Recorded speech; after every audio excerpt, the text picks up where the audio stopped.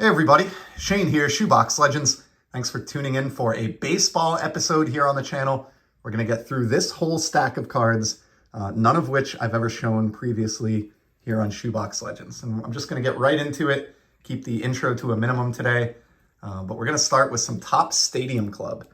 Now what happened here, as many of you know, I've been going through the process of paring down my collection and minimizing the overall size of my collection. After almost 20 years back in the hobby, full-on accumulation mode, came to the realization that I just have too many cards and I would like a smaller collection. So along those lines, went through and I had about 100 or so odd cards from 2021 Topps Stadium Club, just packs that I'd opened or cards that people had sent me. So I'm purging all of those, but I kept my favorite 8 to 10 here, for now anyway. So these are the ones that I'm keeping in the collection. Nolan Ryan with the Houston Astros, great image there. You have the baseball floating towards home plate. Honus Wagner on a beautiful portrait card. Love, love, love this card. I actually have a gold numbered to 50 of this as well, just because I'm a big fan of that one. Of course, Shohei Ohtani, who lit the baseball world on fire again this year in 2024. This one I've always dug the image on. Cal Ripken Jr., not only a favorite player of mine, but also depicted here with the great Wade Boggs, two of the best from the 1980s and on. So really cool photograph there. And then similarly, here's a great Clayton Kershaw photo with the 2020 World Series trophy. Nice celebration shot there. Got a classic portrait of Hank Aaron. Love that one. Then we finish off with a post-swing batting pose from both Kirby Puckett and Thurman Munson. So yeah, that's just the small handful of 2021 Stadium Club base cards that at least for this pass survived the purge. They may go in the future. I'm really trying to get the low-hanging fruit out the door first, get the most bang for my buck. And so it was an easy call to dismiss about 90 of those cards of common guys and no-name players that I'm not even aware of, make a little space. But these will remain in the collection for now. And with that, I want to transition to one of my favorite sets ever made, one that I've talked about before on the channel, 1992 Topps Kids. These came out when I was a 9-year-old kid, so I was right in the perfect age demographic. I love this set. It was a one and done. They've never really done anything like it since. No inserts, no parallels, no hits, just 7 cards and a stick of gum in every pack, and glorious cartoons on the back. Just a really, really fun set. But the only problem is you can pick up a base set for probably $10 or $5, and that's it. So, you know, in order to introduce some challenge or a scarcity element to kind of recollecting these again, I've gone after the autograph cards. And I have 3 new ones here that I've never shown before on the channel. This is actually an older Matt Williams that I've had for a couple years, but again, have never shown it here on Shoebox Legends. When they do include these in the Topps Archive Signature Series, which is where all of my on-card certified autos from this set come from, they're very scarce. Sometimes they're one-of-ones, or at the very least have really small print runs of like 15 cards or less. In the case of this Matt Williams, and apologies for the glare, you can see this is numbered to 13 copies.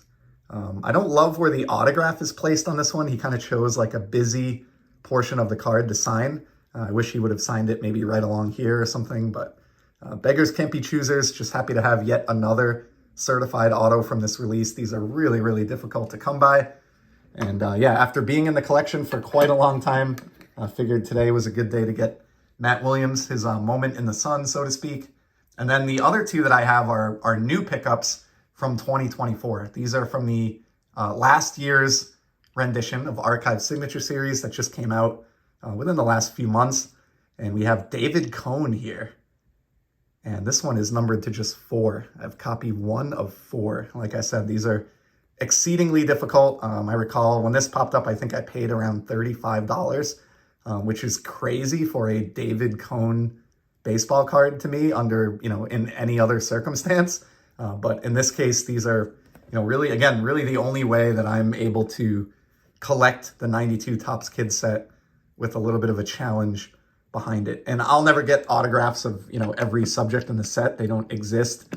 But, you know, whatever I can accumulate, especially if I can get them at bargain prices, it's just too hard to pass up. And then the last one of the trio is the one that I'm most excited about. because it also fits another theme of mine, which is, big franchises, big teams. And I've talked numerous times about the Toronto Blue Jays kind of dynasty team of the early 90s. And I was able to secure this card over the summer, Joe Carter. First of all, I love the caricature, oversized head and torso cartoon image. That's my favorite layout of the various, designs that are in the Topps Kids release. In addition to that, this is a 92 set, and obviously 92 was a pretty big year for Carter and the Blue Jays. His big home run came in 93, but 92 was an important year as well. This one is numbered to 11 copies, so I was able to snag one of the 11 available when it hit eBay. Got this for even less than the David Cone, which I was really surprised by because I figured Joe Carter and those Blue Jays teams probably have a bigger hobby following than David Cone, but yeah, pumped to get that one. So yeah, 2 new ones, and then a Matt Williams that's been waiting around for quite a while. I think that concludes my backlog of any Topps Kids autos that I have. I don't think I have any more in reserve at this point, so I'll certainly be on the lookout for more, but they are quite a challenge, as I mentioned. So let's move on now to the third and final topic for today's video, and that is Topps Chrome Sapphire Edition. And we'll take a look at one here. This set started back in 2016, and basically it's a parallel of the flagship Topps set. So they do all the cards that are in flagship Topps, get the Sapphire Edition treatment, and they just look like atomic refractors with a blue tint. That's really the shtick, but they look gorgeous. And as someone who's a big fan of atomic and shine, I've been a fan of this release, since its inception back in 2016. The first 2 years, 2016, and then this year, which is a second year, 2017. In those 2 seasons, Topps only produced 250 sets of Sapphire, and they weren't released in boxes and packs. They were released as complete sets. So you had to go into a lottery and be one of the 250 people chosen to be able to purchase the full base set in Sapphire.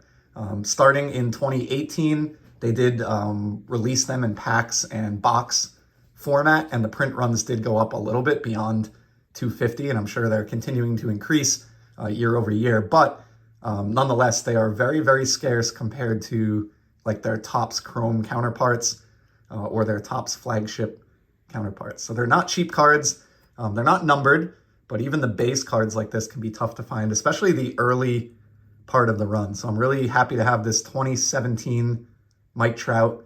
I've looked on and off over the years to try to get a 2016 Trout to pair with this, but I've not had any luck yet.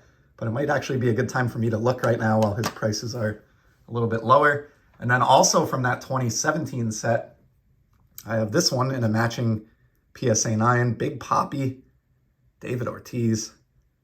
Just a clutch slugger for my favorite team, provided so many memories for me, both watching on TV and in person at Fenway Park. So big Papi fan here. And this is his final card, which I think is really cool. His final Topps flagship card done up in Sapphire format. So happy to have that one to tuck alongside that Mike Trout.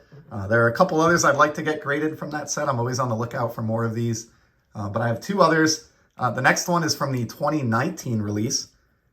It's also Mike Trout. This one's cool because it's an MVP year card, and it's also a great photograph. I love the leaping catch photograph on this 2019 card. This is the only year that these didn't have a blue tint, so this really truly just looks like an atomic refractor. Again, not numbered, never have been, but not easy to find either. And if you go out there and try to hunt down, star players from years past when it comes to Sapphire, you'll realize fairly quickly that they're not always easy to locate. So another Mike Trout to go with the 2017. And then the last card for today's video, I did pick up a 2024 Topps Chrome Sapphire card. And it's one I'm really excited about and happy to show off. Check out this Bobby Witt Jr. This is the 2024 Topps Chrome Sapphire Edition, and this is the gold numbered to 50. But I love this image. He looks like, Superman leaping off the card here, flying off the card. Just incredible. And he had, a really, really big year. Lost a little bit, understandably so, behind Shohei Ohtani pursuing the first ever 50-50 season, and Judge, who was for a time looking like he was threatening his own home run record, and so on. We didn't hear as much about Bobby Witt Jr., but I believe he became the second shortstop, or the first shortstop, I should say, in history with back-to-back or more than one 30-30 season. So pretty cool. Just love this image and love this card. I love the scarcity, albeit artificial, I get it, but number to 50, gold to 50 is just tough to beat. And I have a very, very small Bobby Witt Jr. collection, like, less than 5 cards, but this felt like one with the year that he put together. I think his Fangraphs WAR was above 10, which is bananas. And you could make an argument that he should be the American League MVP over Aaron Judge. And I know some folks that do feel that way, so and understandably so. So wanted to have a really nice 2024 Witt to represent that season in my collection, and happy with this one. So that's the end of the little Sapphire run in today's video, and the end of today's video overall. A little bit of everything, some Topps Kids, Topps Stadium Club, and Topps Chrome Sapphire. Hope you saw something that piqued your interest. Certainly appreciate your support and you giving some of your valuable time here to the channel. I'll be back soon, and in the meantime, keep enjoying the hobby. Take care.